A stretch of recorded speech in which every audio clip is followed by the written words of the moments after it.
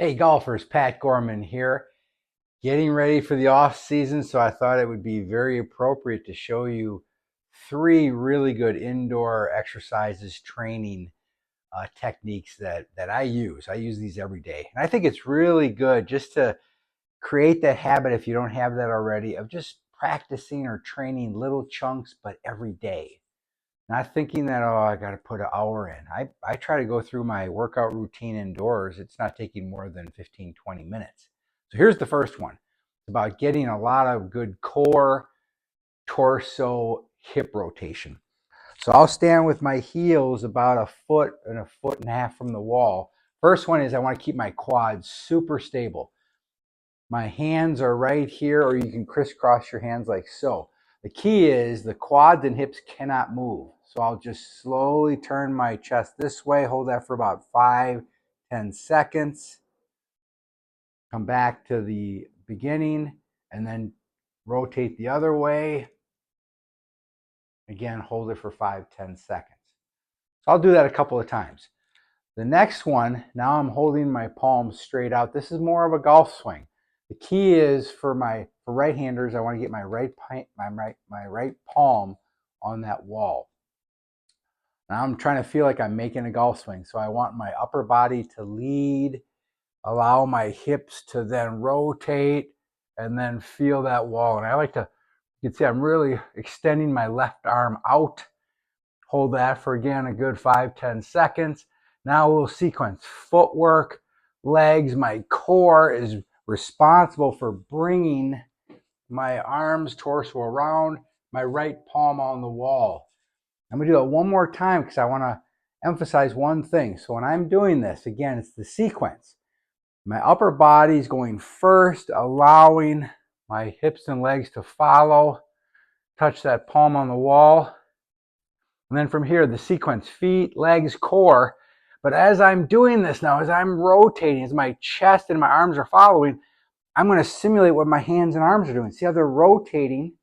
And then I get my right palm on the wall.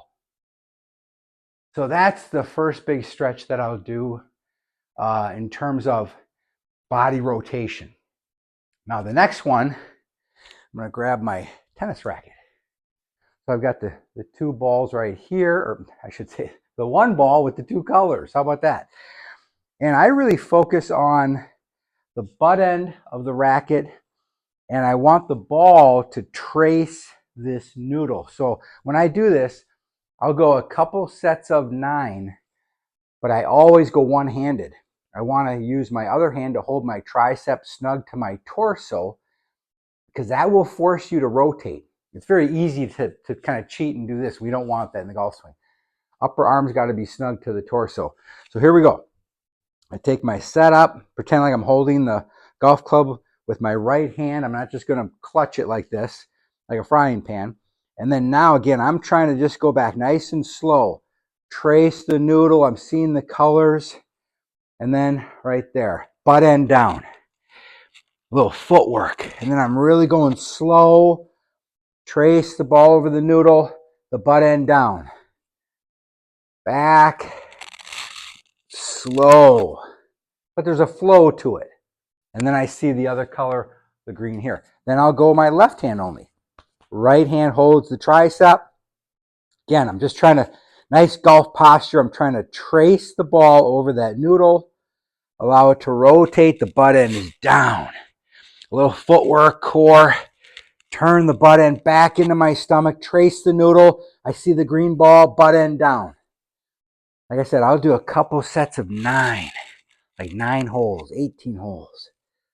So that's a great drill of clearly working on the path of the golf swing, but then also the sequence and getting the hands and arms to rotate correctly.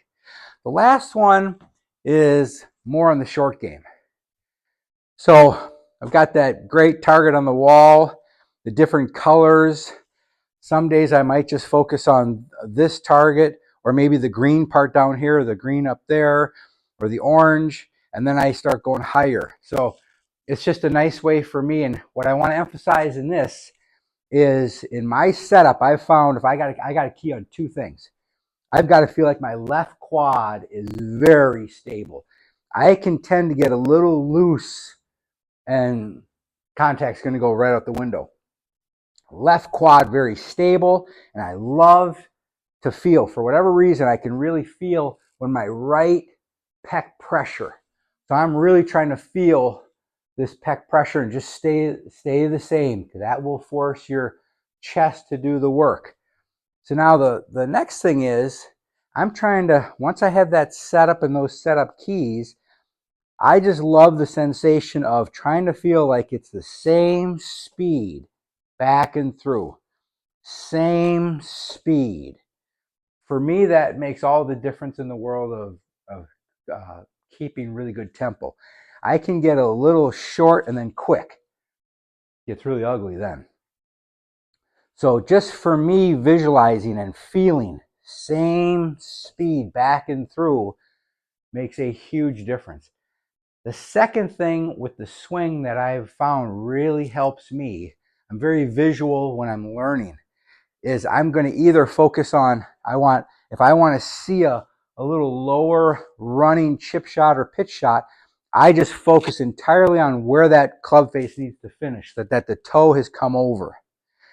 If I want it to be a little higher and softer, I focus strictly on trying to see that the club face is like that, facing the sky. So here's so I'm going to go for that orange one right in the middle. I want this one to be low. Left quad stable, right pec pressure, same speed, toe over. And what helps keep it the same speed is going back far enough to be smooth coming through.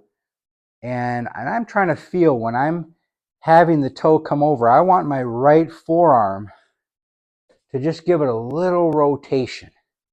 And when I rehearse, you'll notice I have the toe just on the inside part of the ball because I want to miss the ball. And that helps me keep that pec pressure coming through. I have a little tendency, it gets a little out. There we go. So that rehearsal. So now it's all about seeing that picture, quiet quad, right pec pressure. Now it's just that nice same speed, back and through.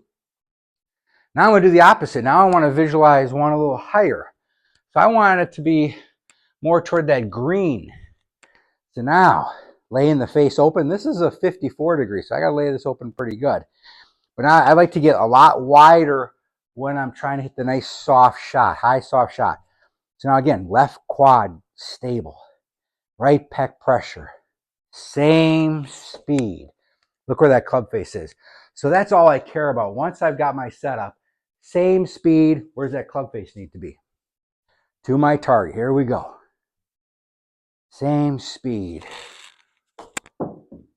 Very playable.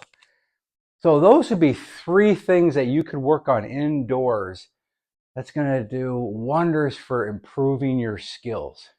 Any questions, comments, or suggestions, please leave those below. Thank you, subscribers, and all of you who share my videos. It's very much appreciated. Until that next golf shot, enjoy the process of improving.